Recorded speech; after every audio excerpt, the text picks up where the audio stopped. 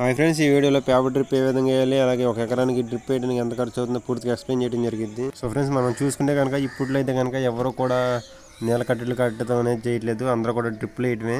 మామూలుగా ఇలా కౌలు పొలాల్లో అయితే కనుక ఈ విధంగా పేపర్ డ్రిప్ వేసుకుంటున్నారు.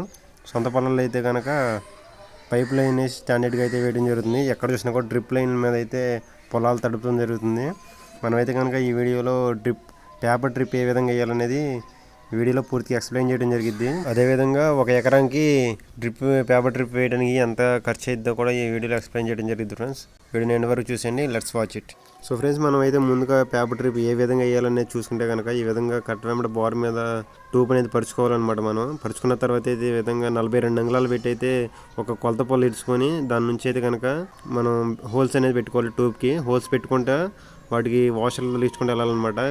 మనం చూసినట్టయితే కనుక వీటిని బీచడానికి మనకు కావాల్సినవి మన చేతిలో కనిపిస్తుంది కదా, ఇదైతే కనుక ట్యూబ్ బెజ్జాలు వేసే మిషన్.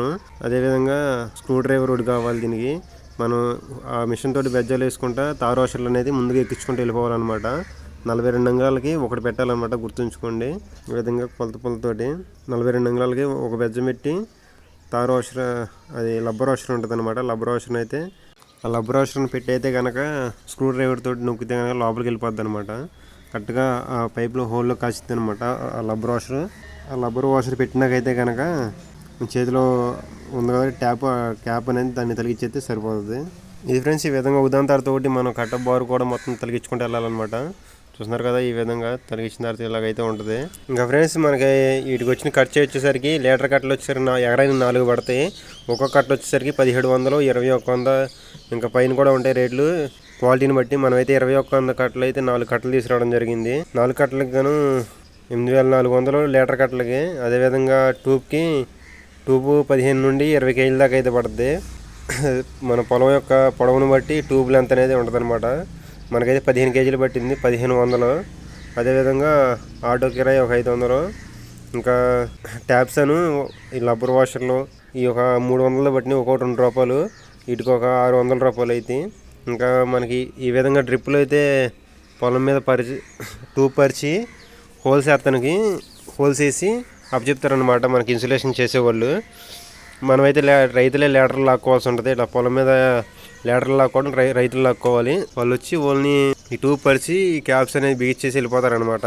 అలా బిగించినందుకైతే వాళ్ళు ఎకరానికి 1200 నుంచి 1500 వరకు అయితే తీసుకుంటారు.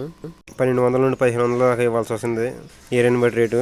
మనమైతే కనుక ఇన్సులేషన్ ఖర్చు అయితే మనకి ఏమీ లేదు. ఇన్సులేషన్ ఖర్చుతో కలిపితే కనుక మొత్తంగా మనకు వచ్చేసరికి 12500 అయితే ఒక ఎకరానికి ఖర్చు అయ్యింది ఫ్రెండ్స్. దీనికి కొనడానికి కానీ పొలంలో ఇన్సులేషన్ చేయడానికి ఇది మొత్తాన్ని కలిపి ఈ విధంగా మనం బీచుకుంటే ఏంటంటే ఫ్రెండ్స్, మనకి బిగించే ఖర్చు కూడా తగ్గిద్ది అనమాట. మనకైతే మొత్తంగా ఎకరన్నరకి 18,000 చిల్లర అయింది, 19,000 దగ్గరలోకి అయింది.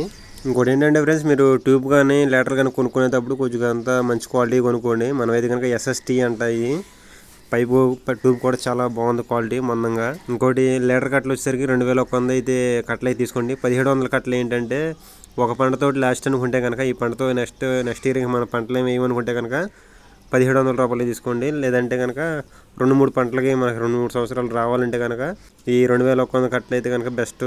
ఎందుకంటే 1700 కట్టలు ఏంటంటే ఒక సంవత్సరంతో 2 పంటలతో లాస్ట్ అనమాట. సో ఫ్రెండ్స్, మన వీడియో కనుక ఇన్ఫర్మేటివ్ అనిపిస్తే మన ఛానల్ సబ్స్క్రైబ్ చేసుకోండి. అలాగే మన వీడియోకి ఒక లైక్ చేయండి. Thanks for watching.